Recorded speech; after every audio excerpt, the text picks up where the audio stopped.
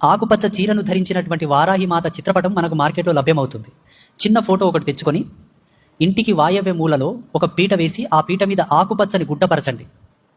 ఆకుపచ్చ గుడ్డపరిచి అక్కడ అమ్మవారి ఫోటో పెట్టి ఆ ఫోటోకు ఒక పువ్వుల మాల, మల్లె పువ్వుల మాల, కంకంరాల పూలు, గులాబీ పూలు ఏదో ఒక పుష్పమాలను వేసి గంధం కుంకుమ బొట్టు పెట్టి అమ్మవారికి మట్టి ప్రమిదలో నెయ్యి వేసి పువ్వొత్తేసి దీపం వెలిగించండి.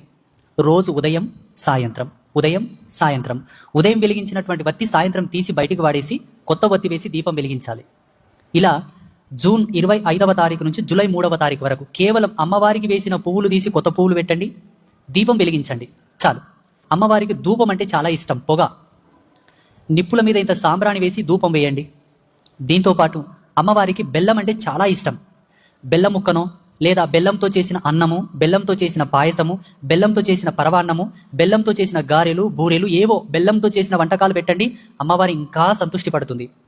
దీంతోపాటు అమ్మవారికి ఎర్రటి పూలు అంటే ఇష్టం. ఎర్రటి గులాబీలు, ఎర్రటి మందార పూలు, ఆ పువ్వులు తెచ్చి పెట్టండి. వీటితో పాటు అమ్మవారికి అత్యంత ప్రీతిదాయకమైనది ఏంటంటే అమ్మవారి పూజలో టోటల్ మట్టి కాంబినేషన్ ఉండాలి. ఎందుకంటే ఆవిడ భూదేవి కాబట్టి. మట్టితో చేసిన ప్రమిదల్లోనే నైవేద్యం పెట్టండి, మట్టి పాత్రలోనే నీళ్లు పెట్టండి, పానకం పెట్టండి, మట్టి పాత్రలోనే దీపం పెట్టండి. అమ్మవారికి పువ్వులు పెట్టే పాత్ర కూడా మట్టి పాత్ర వినియోగించండి. అక్కడ అమ్మ ముందర మొత్తం కాంబినేషన్ అంతా కూడా మట్టి